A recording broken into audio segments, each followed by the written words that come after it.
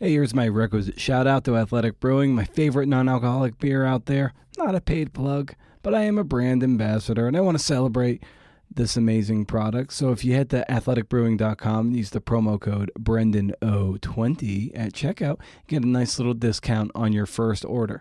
Give it a shot. My favorite is these days is Athletic Light and Free Wave. So I don't know. Give it a shot. Can't hurt. I mean, I just see it as the work. Like, how can you push yourself forward? You know, don't try to rest on what you've done. And I don't want to be a 1-book guy or a 2-book guy or a 3 essay guy. Like, I want to do this for a very long time at a high level if it's possible.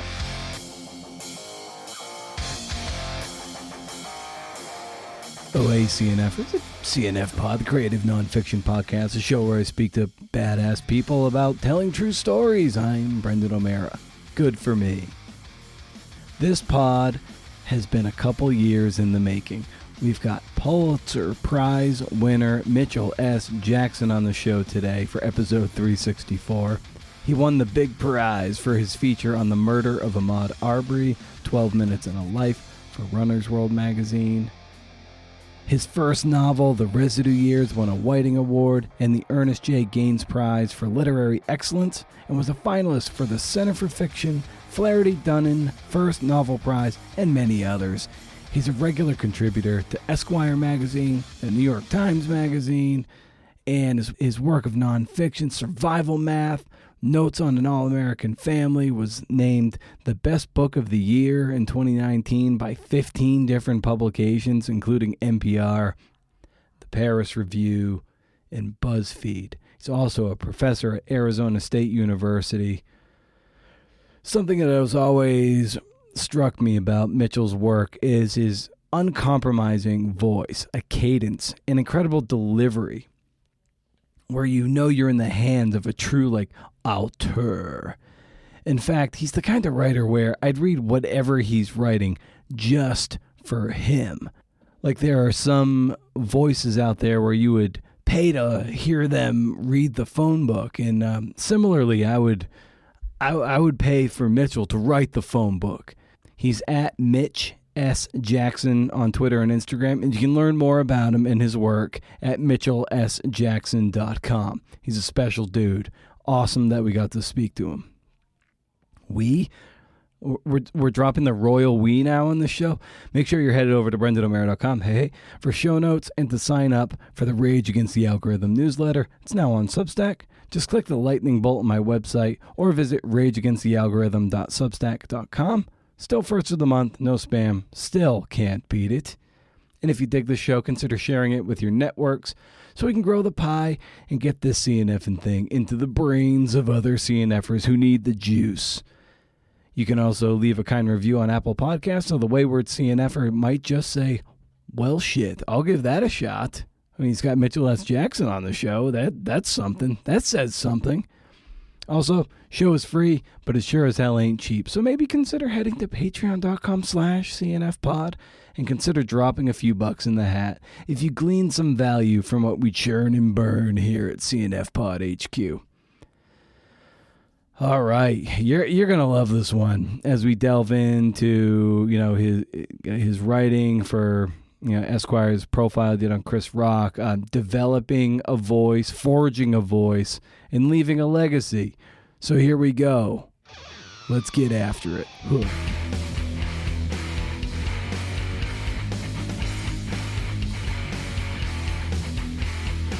Now, I gotta say, where do you keep your Pulitzer Prize, man? Well, now I just got a new bookshelf, so it's sitting right here on the bookshelf. The physical, I don't know, it looks like a little diamond cube thing, and then the plaque is hanging on a wall in the hallway. That's amazing. Yeah, congrats on that. That's incredible. And when you look at it, what is the predominant feeling that you feel when you see it in passing, or even if you allow yourself a moment of introspection when you're looking at it? Yeah, I mean, I don't really look at it anymore, but what in the hallway, it's up with the some other awards on the wall and my degrees. And so it feels like it's telling a story about my career in a way it that is not just sitting here on the shelf. But I'm obviously proud of it. I mean, I think, it's one of those things that marks you for the rest of your life. That, and I don't. There are a few things that do that. So I'm thankful for that. Yeah, that's a great way of putting it. It's almost like but it's also it's a like an ongoing thing too. Like I'm sure, like even at you're someone in your 40s, so you're not satisfied, but you're leaving a trail and a body of work behind you that's like very.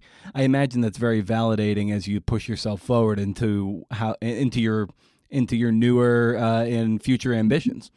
Yeah, definitely. That's exactly how I see it. I mean, there's a measure of satisfaction, but I mean, I've written so many things since 12 Minutes in a Life, nonfiction pieces at that. So it is. I mean, I just see it as the work. Like, how can you push yourself forward? Don't try to rest on what you've done. And I don't want to be a one book guy or a two book guy or a three essay guy. Like, I want to do this for a very long time at a high level if it's possible. Yeah, when I was listening to your interview with Evan Ratliff on Longform, and even recently reading your profile on Chris Rock, after like listening to that interview and then reading that profile, and then even just hearing what you just said now, I really got a sense that as you were profiling Chris Rock, I get the sense that in terms of putting out the work and not being satisfied and sitting on your laurels, that you probably saw a lot of yourself in Chris Rock. Am I right in reading into that? I would like to say I see a lot of, I don't know about a lot of it, but I respect his attention to craft. Yeah. And something he said, there were two things he said. I remember one of them in the interview. He said, um, he's like, comedian, performers, he said, you do this thing and it naturally puts you on a stage, which puts you above everyone else. But he said, the better the comedian, the lower the stage gets. And I thought that was a really keen way to think about yourself and fame and critical acclaim and just the craft of what you do, like bringing yourself down to a human level, right? Like seeing yourself inside of humanity, not above it or beyond it. And then the fact that he kept a reading list and, he had a lot of expertise in different areas, just let me know that this guy he's really intellectually curious and he does the work. So I appreciated that because I feel like that's how you keep going. But I'll say though, I felt the most connected to Kendrick, and I don't know if you looked at that, but for me, because Kendrick and I came out of the same kind of world and had this like sense of artistic integrity and making something of the world that we came from, like I really, really felt a kindred spirit to him and his partner Dave. Yeah, the about the Rock quote about the stage, like I had plucked that out. The better the performance, the lower the stage gets. Yeah. And I love that in essence because the principle behind that, it doesn't matter if you're a comedian on stage, a musical performer on stage, or a writer writing books. The best things resonate when the stage gets lower and you're more among your audience and relating to them in universal and very concrete ways. So like that strikes me as something that as like kind of a North Star for you, I imagine, as you're processing your essays and your books. Absolutely. I mean, the reason why that quote resonated with me so much is because when I was studying with Gordon Lish, one of his edicts was never put yourself above the other on the page. And he said, if you can find fault in another person on the page, then you have to also be able to find fault in yourself, or if it was fiction, which we were talking about then, in the protagonist. And so I really live by that. Like, even if you read 12 Minutes in a Life, there's a moment which, I mean, I was really trying to defend Ahmaud and his mistakes that he had made, or quote mistakes, because they were talking about him being arrested, and so there's a moment in the piece where I say, Ahmaud got arrested and had a gun and got probation, and I got arrested and had a gun and drugs and went to prison, and I'm here writing and Ahmaud is dead. And so that was me. It's not lowering myself, but like seeing how our lives are on par with each other. Yeah, that takes a real delicate hand to do that, and to do that effectively, where you're not inserting yourself into the story as a means to, even though you're trying to relate and say you're not above them, it's also doing it in a way that I think is more respectful of the source at hand. Like there's a purpose behind it, I guess is what I'm saying. Yeah, definitely. Yeah. I mean, you can't do that with everyone. But I think the beauty of being in this space, I mean, one thing about the Pulitzer is I don't have to write about anybody I don't want to now. Right. Yeah. And so I'm choosing people to write about who I actually have a genuine interest in. Like, I'm not just, oh, you got a cover story on celebrity A and I want to write it. It's like, no, do I really have a connection? And can I push myself artistically in writing about this person? And do I respect what they've done and their work? And so if I don't see that, then I don't want to do it. And so I felt the connection. I felt that connection to Ahmaud when I was doing that. And I think you can't fake. I mean, I guess you can try to fake being genuine, but hopefully readers will ascertain that that's not the case. Now, I understand the reporting of that piece was done at, I think, entirely remote, just based on the pandemic. And you're someone who is trained in fiction and writing, and not like a pure journalist per se. So how did you approach it? Just the delicate nature of it, the sensitive nature of the story, speaking to his close family members who desperately miss him, and the injustice of it all. So how did you handle that in your reporting? I mean, I think I had the benefit of having written Survival Math and talking about very similar delicate subjects with people who had similar experiences to Ahmaud's family. So that was a benefit. Also, I really tried to, I mean, every reporter is, well, I imagine most reporters are trying to connect with the people that they're interviewing in some way. When I was talking to Ahmaud's, ex-girlfriend and his sister, it felt like I was talking to like my younger cousins. And I remember, I guess the best example of that is that the last person that I interviewed for that story was Buck, which is Ahmaud's older brother. And he was very skeptical of me going into the interview. Like, his first words were like, "What do you want to do with my brother? Like, you trying to make some money or something?" And I had to not really defend it, but explain myself to him. And I remember we must have talked for maybe 30, 45 minutes. And then when I got off the phone, we were laughing so hard, like telling each other jokes. And when I got off, my partner, she was like, "Who is that you were interviewing?" And I was like, "Oh, that was Buck. That's Ahmaud's older brother." She was like, "I thought that was one of your homeboys." So for me, that was like the greatest compliment. She had no idea who it was. And for us to have that kind of rapport, like, I think that was how I was able to get, that Ahmaud liked the McChicken sandwich with cheese, So for me, again, it's like choosing subjects where you have that connection. But I also worry sometimes that maybe I'm not pushing myself out of this world enough. Like, one attempt at that was doing the Scarlett Johansson story. like early on, they're like, "Well, we don't want to just keep pitching you the black stories, Mitch. Like, do you want to do Scarlett Johansson?" I'm like, "Well, I like Marvel." And it turned out that she was cool, and she ended up reading Survival Math. But I just wouldn't have normally gravitated to that as a subject. But I'm glad I did. So I do like having a familiarity with the world of the people that I'm interviewing, at least feeling somewhat that's somewhat the case. But also, I do want to make sure that as an artist, I'm not limiting myself on who I can cover and what I'm interested in as well.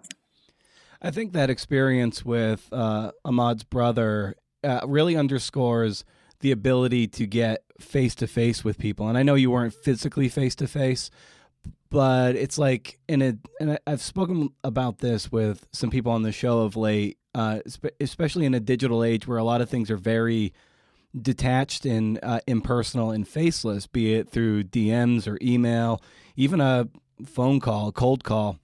It's like it's very easy to reject, especially when you're trying to talk about delicate subjects. It's very easy to just say no. Like, I feel like you're like kind of like Ahmaud's brother was saying. Like, what do you want? Like, are you trying to get like money from telling capitalize off of Ahmaud's story? But the fact that you were able to disarm him by being face to face, and the fact that towards the end it was like you guys had known each other for years, like that's so integral to doing this kind of storytelling. Yeah, I agree. Yeah, definitely. I mean, well, I was interviewing black people too. I don't think that that's insignificant, and Mm. I don't think it's insignificant that my daughter grew up in Atlanta, and I probably mentioned that to them, that I had spent a lot of time in Georgia. So I think one thing in general that I find myself doing is always trying to find what it is that connects me to someone. I think I don't know where I was just somewhere, and I was in Portland, and then I was at a bar, and the guy came over, brought us drinks, and I was like, "Where are you from?" He was like, "Oh, I'm from Brooklyn." And I was like, "Oh man, I used to live in Brooklyn." I was like, "Well, what part of?" So once you say Brooklyn, like it's so big, but when you actually live in Brooklyn, you can be like, "Well, were you in Fort Greene, or were you in Flatbush?" And I was like, Yeah. "Man, I was on Atlantic." And he was like, "Oh, I was right down the street." And so then I named his subway stop. And so for me, that's just basically what I do in an interview as well. It's like, what is it that is connecting us? What part of my life do I feel that is attending to this other person's life? It's totally lowering the stage, right? Yeah, yeah, it is. Yeah, definitely. But in this case, like, there's no real stakes in it either. It's just something. I guess maybe I want to feel connected to people, and so I'm always trying to find that and to see what their response is. Yeah, and reading your work over the years, what I'm so taken by it is just like a real like uncompromising voice on the page, and sometimes I liken it to in movies like maybe some auteurs they'll kowtow to like the big studio to then maybe subsidize like the art project, and then their real voice comes through. But I feel with you like that there is just an uncompromising nature to your voice and your writing, and I wonder if like you've done that kind of math yourself. Where, you know what, like I'm not gonna write a certain way, so then maybe I can afford to do it my way later. Like I'm just gonna do it my way now. Yeah, I mean, that is absolutely it, and I really have to go back to Gordon Lish, he was the first person to. I mean, his comment was, "Mitchell, you got an ear," and so he was the first person that turned me towards trying to cultivate a voice. And I've studied a lot. I teach a lecture on voice. I've been teaching it for 4 or 5 years. It keeps growing and growing, and I learn new terms or terms for things that I've been doing but didn't know what it meant. And um, but really, it's like cultivating the skill of listening and what Mm. sounds go together, and then also it's a political position to me because I'm also trying to mix what other people would classify as high and low diction, or diction from the world of my first life and diction from the world of my second life. And so I think if you put both of those things together, that's really where I try to stay on the page. But also, I remember very distinctly, I did my first New York Times book review, and that was actually my very first review ever. And I sent it in, and then the editor came back and he wanted to change something. I can't remember the exact edit, but I pushed back against the editor. And I was like, "No," I said, "if you change this, you've taken out my voice, and anybody could have wrote this review." And he Mm. was like, "Okay, Mitch, if you feel that strongly, I'll keep it in." And he kept it in. And then that review ended up being the cover of the Times. I've done several since. I've never made the cover again, but that very first one was on the cover. And I remember having that discussion with the editor and just like putting my foot down, like, no, I'm not publishing something that doesn't sound like me. And maybe it was winning that battle, but certainly thereafter, I was like, I'm never going to let an editor push me off of my square in terms of voice. Now, that's not to say I won't listen to you with structure and we can move some stuff around, but like voice, nah, not doing it. And the good thing is, once you do it a couple times, like no one's coming to you. They all know what it's going to sound like to a certain degree, right? So I think if you wanted somebody to write strictly in the house style, you wouldn't query me. Like, I'm not your guy. Go get another guy. And that's nothing, no disrespect, but if you come to me now, you got to know at least a little bit of what you're getting. And you brought up Gordon Lish a couple times, and it's you wrote a wonderful essay about rejection for Tin Houses. Goes way back to 2015. Yeah, and yeah. And you spoke about it on long form with Evan Ratliff a couple years ago too. And it was, well, maybe before we talk about sort of the spoiler alert, kind of like the harsh breakup of it all, the callousness of that. But maybe you can just speak to. You already said like he told you had an ear, which I imagine put a lot of some fuel in your tank. So like, how did he help you start to cultivate, who you ultimately would become as a writer? So three things I would say. One of them is once he said I had an ear, then it was me paying attention to the acoustics of the sentences, but also not just paying attention to them, but letting them guide me in how I was constructing them. So it's one thing to like hear a thing. It's another thing to say that, oh, what I'm hearing is actually the logic for how I should compose this. So that was one thing. The other thing was being really meticulous in what he saw. So he would literally sit down with us, or me at least, and go through something, a whole story, sentence by sentence. Like some people will read it and they'll give you some feedback, but like to go through a story sentence by sentence and say, why is this here? Why is it this way? Why didn't you choose this? Can you think of another way to say this? For me, that was really, really influential. And it also made me grateful for someone who was willing to spend that kind of time with me. And then the third thing, which you can never undervalue, is just encouragement. Like him calling me at night and leaving me voice messages telling me I could be great. Like I still have some of those voice messages. And so I had never had anyone before that tell me that they thought I could be great at something. Not in my whole life. Like, good, yeah, I think you'd be a good basketball player. I think you're a good student. Gordon Lish was the first person that said, I think you can be great. Now, he also said, you got to stick with me in order to get there, but whatever, that was beside the point. He told me I could be great, and that was, I don't think you can discount that type of, encouragement. Yeah, and I watched this micro documentary done by I think some sort of a grad student about Gordon Lish and his relationship or lack thereof in the end with Raymond Carver, and how he edited with a butcher knife and just totally just reduced so much of Carter's prose down to the bare bones, so much so where it was like, was it really Carver or was it Lish as like a ventriloquist? And it was very interesting. And I wonder, like, for you, like before you started working with him, like how aware were you of just of his relationship to writers by the time you guys intersected? Oh, I was supremely aware of it. I'm from Portland, and one of Lish's very first students is a guy named Tom Spanbauer, who basically was teaching a Lish-like class for 30 years or 40 years in Portland. And probably his most prominent student is Chuck Palahniuk.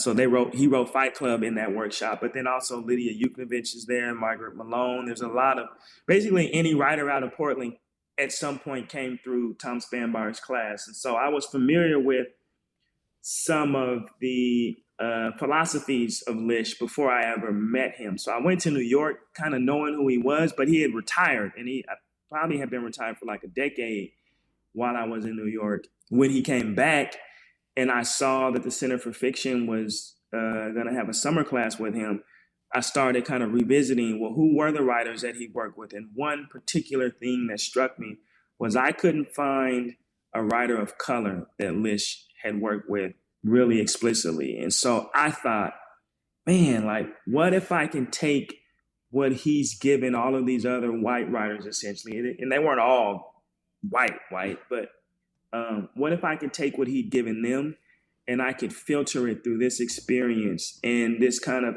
I had like a burgeoning sense of the kind of voice I wanted, but I didn't really have it.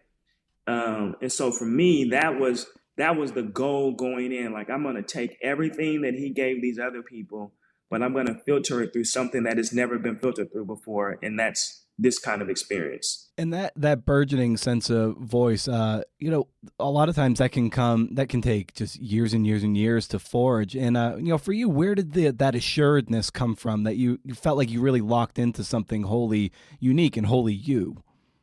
Turning point, my first year at New York University in the MFA program, probably my first semester, I had a woman named Paul Marshall, a great writer, one of the Black Arts. I don't know if she's Black Arts Movement. She might be before Black Arts Movement. Wrote several groundbreaking books. And she taught a short fiction class, and she assigned John Edgar Wideman's short story, Weight. And the story starts, my mother's a weightlifter, you know what I mean? And then it goes on from there, and it is it reads as if it were spoken, and it read as if one of my uncles were telling the story. And when I read the story, and then I went and I looked up Wideman, and I saw that he was a MacArthur Fellow. I actually didn't know what a MacArthur was at the time, but by reading about him, I found out what that was. And he had won the Penn Faulkner twice, and he was teaching, I think, maybe at University of Pennsylvania at the time. Like, he was like, okay, this is the dream for me as a graduate student in my second program. And I said, if he can write like this and get to that level of accomplishment, then there's a respect for this level of, or this kind of voice. And obviously he wasn't the first person to do it, and maybe he's not even the best, but he was the first person that I read that was doing it in that way and had that level of respect from the community. And so that was really what kind of opened up my senses to another way of thinking about how to, well, I was thinking about story. I think maybe the best way to say it is, before that, I was thinking about story and, structure and POV, but that, like, you can teach that, right? But then, like, once you really get into a voice, like, a voice is an expression of a human. It's a thumbprint. It's a personality. And so you have to have someone open up a door and say, it's okay to be you on the page. And Wideman was the person that let me know it was okay to be me on the page. Yeah, that's so key, that you can, by looking to other artists, just through the expression of their work, they can give you permission. Yeah. And at what point did, I don't want to belabor the point too much, but with your relationship with Lish, at what point did you sense that things were starting to splinter or fracture? After I got a book deal.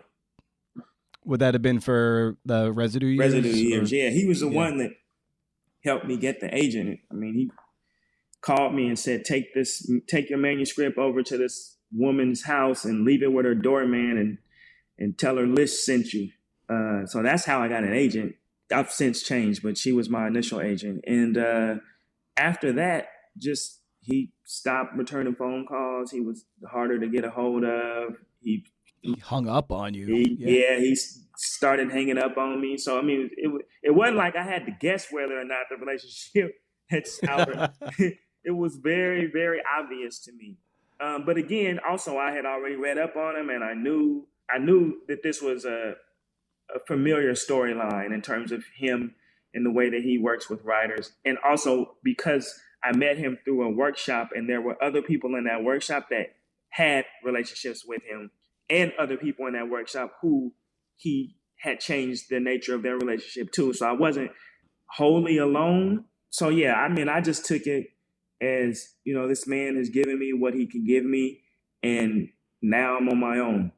Now, did you come to realize that, did he treat everybody like this or only people who garnered some measure of success? Well, I think that's up for debate. Some people say that he does it in particular to people who kind of take off. And I think, one way, that's one way to look at it. The other way to look at it is, well, I gave you what I can give you. And if you demonstrate that you got it, then it's time for me to move on, or it's time for you to figure out another way to evolve. So I don't want to malign him too much. I'm very, very thankful for him. I'm absolutely certain I would not be, whatever this position is, it certainly wouldn't exist without Lish. I didn't meet him until I was, let's say, 4 years out of my second MFA program. So it wasn't like I hadn't had professors before him and mentors before him. So, I mean, I really have to be, I have nothing but gratitude for him, and, tough love, if that's what you're going to call it. But he gave me something that keeps giving. I go back, I reread his notes. I even asked the people who were in the workshop with me for their notes. So I have compiled a huge, Google Word doc of all of our notes together. So that's how much I respect what he's done. And, everybody got their own personal issues, but I mean, he made a lot of people into something I don't think they could have been without him. And that's Carver included. How has your relationship to mentorship changed as a result of the dynamic that you had with Gordon? Because I imagine people at this point are starting to knock on your door, like, yeah. Mitchell, can you give me some of the sauce? Yeah, I mean, I think it's not I don't have any mentorship relationship that is to the degree that I had with Gordon, or even to the degree that I have. Maybe it's more aligned with my relationship with John Edgar Whiteman now. But the thing about Gordon is he was actually a sage. So I don't feel qualified to mentor someone. And also his mentorship was like 95% just about the work. Like, once you got into the career part of it, he didn't want really anything to do with it, even though he did point me at an agent. But he used to call it, he used to say, you got to say F you to the witch doctor, so you can't be trying to court this fame and celebrity as a writer, if that even exists. It's really about putting in the work and the art. And so in that, you need such a foundation of reading and thinking and experience that I don't feel that I'm in that place to give that to another person. Now, it's not to say that I won't tell you what I think about your work, or, I'll give you what I have, but I don't have the experience or the expertise to give in the way that Gordon did. But I do have people who lean on me for mentorship, and I try to give them whatever I can. A lot of that is career advice, and really a lot of it is just encouragement. It's like, no, man, go tell these people you're not doing that. But what I say my strength, let's say in the classroom, is I can see a sentence and I can hear it and I can take it apart and I can say, what if you move this over here? And what if you started it right here? And because I've been teaching this voice lecture so long, I also have a vocabulary for what I'm asking to be done to a sentence. So I can talk about an afro, or I can talk about neologism, and so there's all these things that I can do on a sentence level. And then, I think if I can see shapes, and I think this is one thing that happens in my nonfiction work, is once I get something down on the page, I'm able to say, like, okay, what is the shape of this thing? And then, and I'm always, the one thing I always ask myself is, okay, like, where's the flourish? So, so like, what's different about, I never want to write just a straight on conventional anything, really. And so you got to know the shapes, you got to know the conventions in order to be able to say, well, where is this going to venture off from convention? And so that's another thing I think I can do in terms of maybe not mentorship, but at least in the classroom, is I can say, okay, I see this thing and it looks like this, but what if we shifted this part over here or this part over here? So I don't want to say I don't have value in that way, but to actually, like, Gordon is a genius. So to actually come in contact with someone who is a genius at what they do, like, that's really hard to duplicate. I love this class on voice. The fact that you've been teaching it for a while now, and how has this class evolved over the years since you started it? Well, it's not normally a class. I mean, it's usually a lecture. And Okay. so say the lecture started at, well, first of all, I talk about what voice is. So I spent a few pages in the lecture, like, what is voice? Where does it come from? Why is it, to me, especially important that people of color or marginalized groups maintain their sense of voice and their connection to it? So we do that, and then I read a bunch of different quotes on voice, and then I call it a toolbox. I'm like, you can pull from these, and so the quotes used to be, say, a page. Now the quotes are 4 pages. And the toolbox used to be, say, maybe 20 different things in there. Now they're 50. So it just keeps growing and growing. And I'll keep reading and I'll say, oh, what is that thing that they're doing? And then I used to have examples. So the examples maybe were, say, 8 to 10 examples in the beginning. And now it's probably 25 of them where I have, like, excerpts, paragraphs. And then we go through and we break them down and say, okay, right here, they're using this. And right here, they're using this. And the effect of it is this.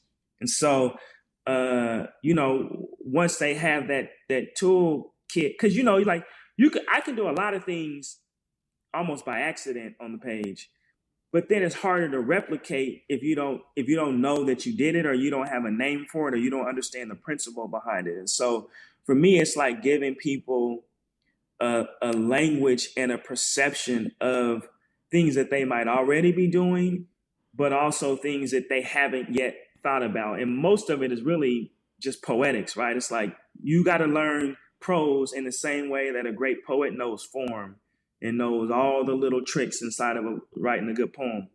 Yeah, I imagine that in your lecture that you run across a lot of students who might have had that little spark or that voice sort of scrubbed out from their identity, and you probably have to encourage them to be like, like, find out. You need to sort of regrow your voice from scratch after having it erased for a while. Is that something you run into? I think so. But it's also like when I say voice. So one of the things in the lecture part of it is I'm like, voice is always craft. Like it's always a composition. So some people can say, like, oh, I have a natural voice. Well, I don't actually believe that. I think for me, even, it's not natural, right? It's not the way that I talk.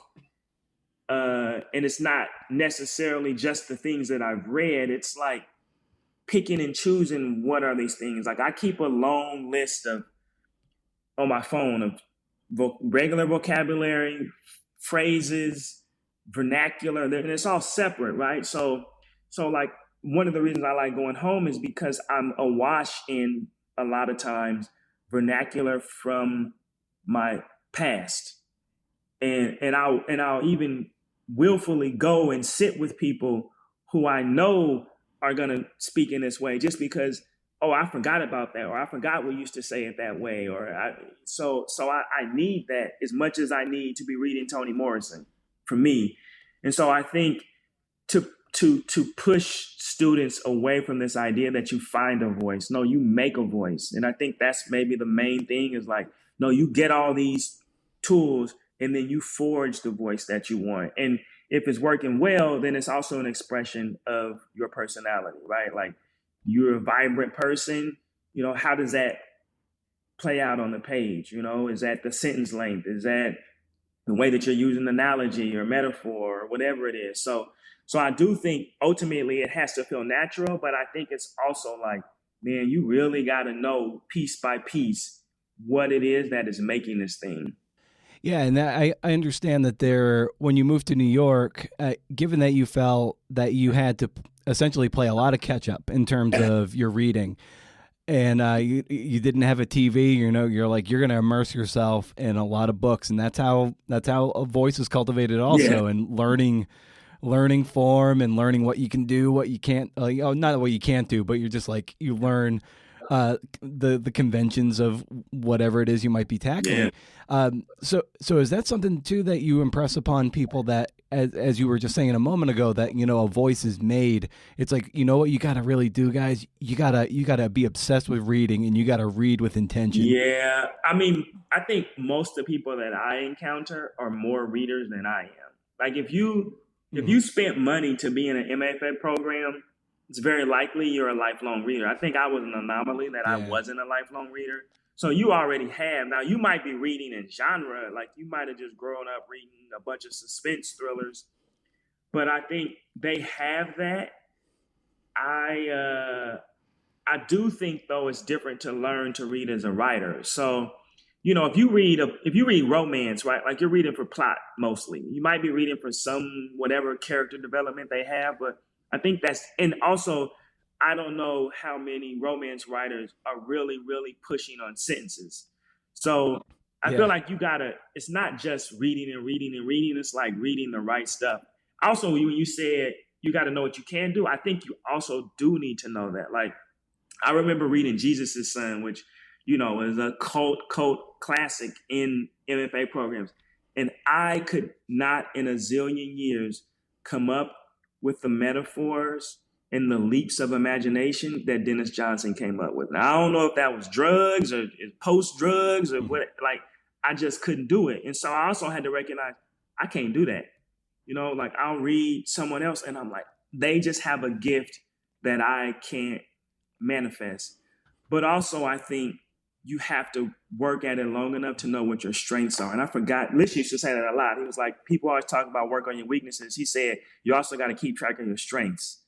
And so I think part of what I want to do in the classroom too is help people figure out what their strengths are and how do they amplify them.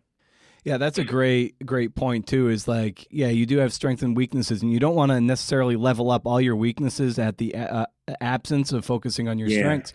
So, so for you, what would you identify as strength and weaknesses, and how you balance leveling up the weaknesses without abandoning what makes you strong? Yeah. I mean, the strength is in the voice. The strength, I think, also is in the clarity of thinking. Like, if you give me the information, I think I have a POV inside of it usually, and I can come to some. I don't want to say conclusions because I don't think you should necessarily be coming to conclusions, but I can come to some reasonable judgments, or even some questions about any subject. Well, unless we're talking like physics, then I'm out of my depth. Um, but so the weakness is just in the reading for me. It's like, what do you read? How much do I go back and catch the classics that I missed versus how much am I reading contemporary work? How much do I need to read into a subject to write about it? So I spend a lot of my time, when I was writing on Kendrick, you would think like, oh, I've been listening to Kendrick, since he came out, and so much. I mean, documentaries and videos and every single profile and breakdowns of the albums and the history of hip hop. Like there's so much reading that goes into that. Same thing with Chris Rock. Like I mean, I studied all the famous black comedians and what was the genesis of black comedy in America. Like so things that I wouldn't normally be reading, I have to read because now I've taken on this subject. So for me, but what I don't have is like every Shakespeare play committed to memory. What I don't have is, all the Greek mythology right at hand so I can draw from all the metaphors. So for me, it's like finding a space where I can do the work that I need to do in that kind of research and then also cultivating a space to like, I don't want to say catch up, but to steep myself in classic literature. Because I feel like if I have the same access or facility with the work, I can make whatever I want to make. And given the last few years, you know, your profile as a writer has really taken flight, and I'm always interested in how people process going from relative anonymity to then suddenly, you know, being someone where people like, you know, long form or me are knocking on your doors. Let's talk, you know, because you know when you're starting to draw that kind of attention. So what's it been like for you to like kind of, you know, process that? You know, it actually hasn't felt that much different because Hmm. when Residue came out, you know, maybe you don't know, but it was nominated for a lot of, I mean, I don't know what a lot is, maybe 6 or 7 first book prizes. It was a finalist for probably 5 of them or something. And so from the time that Residue came out, it's pretty much been steady. Now, when the Pulitzer hit, yeah, I mean it amped up a little bit. I might get a few more requests for speaking engagements, but I'm pretty steady in that sense. I think what changed it for me was becoming a columnist at Esquire, and then signing on with the New York Times Magazine put another expectation of writing, which is a little. I mean, it's not as frequent as the Esquire, but it's always hovering. So now I think for me, there's always at least 4 deadlines, right? I'm on a novel deadline with FSG. I'm on a deadline with the New York Times Magazine. I'm on a deadline or 2 with Esquire, and then I'm working on I'm finishing up a coffee book, which seemed like it wasn't going to be that much work in the beginning, but it turned out to be much more work, and I put the same amount of effort in the sentences and revised it 7, 8 times, and so here we are with that. So now it's like navigating these different deadlines and also wanting to not even maintain excellence, like wanting to exceed myself at every turn, which is hard to do when you got to like turn here for 5 hours and work on this thing and then turn here for 5 hours and work on this thing. But in terms of attention, I don't really even feel it. You know, like I think fame as a writer actually doesn't exist. Hmm. You know, like I'm hanging out with Colson Whitehead. Nobody's running up on Colson Whitehead for autographs. You know, like to me, it doesn't get any bigger than that. In the space that I live in, who is a bigger writer than Colson Whitehead and Ta-Nehisi Coates and Jesmyn Ward? Like that's it. And so I've seen that. So imagine the equivalent of Colson Whitehead is Kendrick Lamar. Right? Yeah. Maybe not even that. Like he might be more. I would say they're equivalent. But imagine what the response to Kendrick in the world as opposed to the response to Colson. Like Colson can walk right down my street right now where nobody know who he was. Let Kendrick walk down here. Yeah. So I think when you say, you know, your profile has risen, it probably has, but it doesn't feel like anything. It just feels like, okay, you got these deadlines. How are you gonna make them? Oh man, I gotta say, if I saw the 4 of you, like Jesmyn, Colson, Ta-Nehisi, and yourself down the street, I would sprint up to you and be like, "Please, please sign my journal."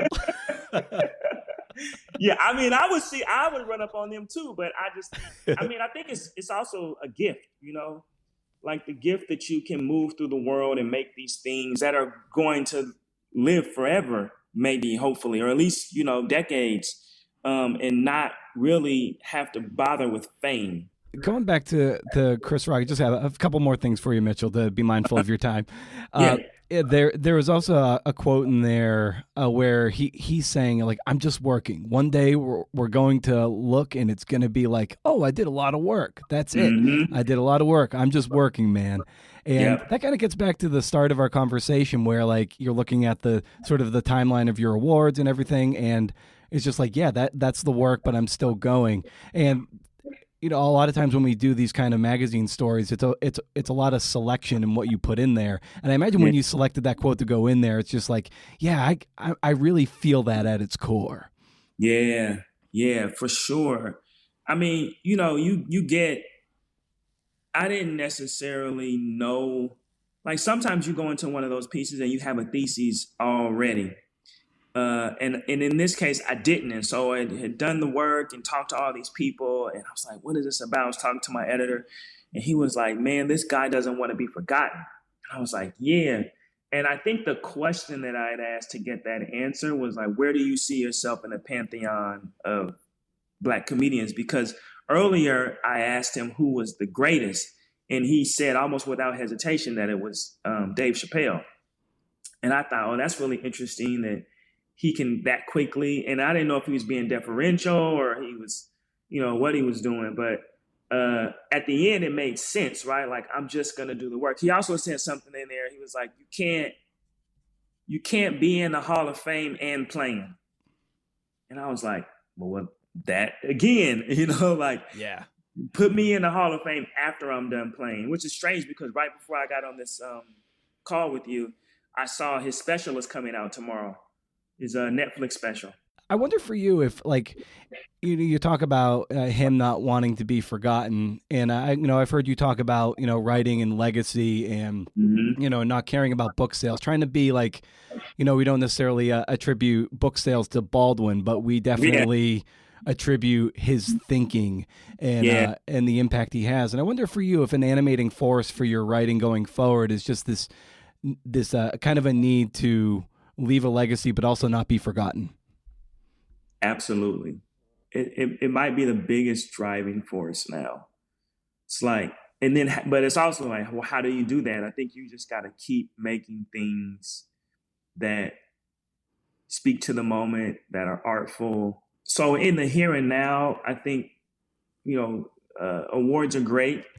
I'm not turning, well, I don't know, maybe there is one I would turn down, but I generally wouldn't turn them down. They offer me another Pulitzer. Yes, I'll take it.